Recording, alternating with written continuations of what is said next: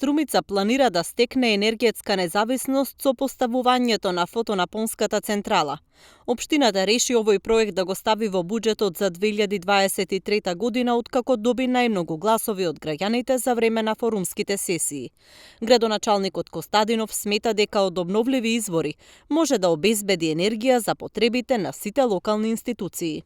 Силно и посветено работиме на проектот кој што е еден од најактуелните, а тоа е имплементација на фотоволтаичната централа.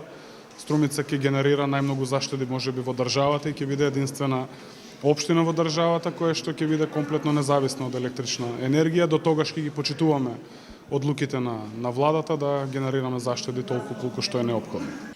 Инаку општината заштедила најмалку во месец октомври од сите општини во југоистокот, според податоците на Министерството за економија. Општина Струмица направила заштеди од околу 15%, минимумот одреден со препораките на владата. Во регионот најмногу заштеди Босилово, дури 43%.